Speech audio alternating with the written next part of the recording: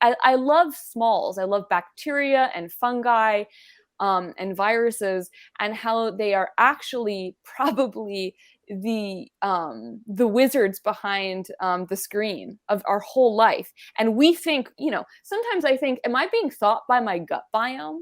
Like, I think I'm Mm. doing all of this, but I'm being probably thought by a polyphony of bacterial beings.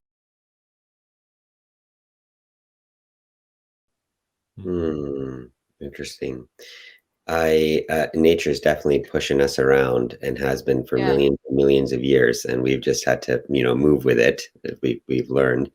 I think growing uncertainty with climate change that we're going to see massive migrations in ways that we've never witnessed before, clashing with increasing protectionism around the world, and we're Yeah. creating a perfect storm. And uh, you know, I, I had wondered before this conversation about this notion of the butterfly effect. Have you heard of the butterfly effect?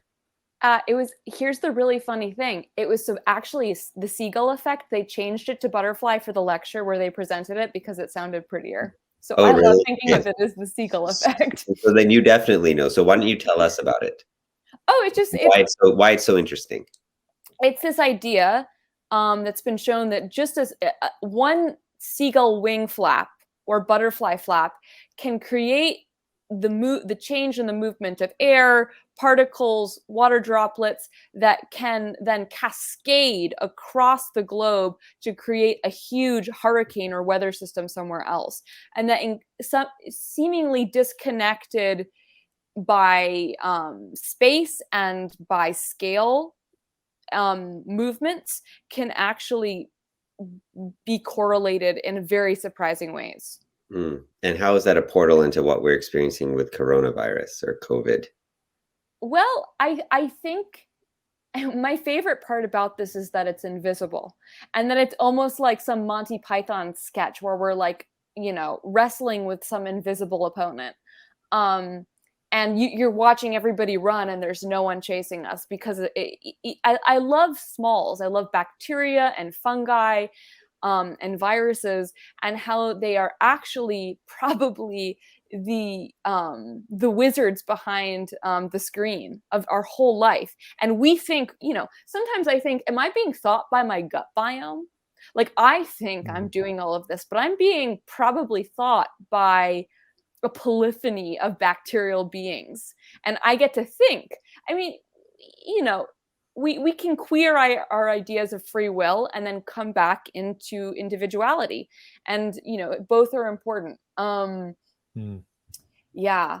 Yeah, the Seagull effect. Ian, go for This- it. the seagull effect is less. It is less compelling, I think. Yeah. I think I, it's. Go ahead. I don't know. I mean, for me, I actually think I live on a river. And every morning I go down and do this little thing that I do, which is I summon by name every being, geological, fungal, animal, ancestral, indigenous, that lives in a 20-mile radius of me.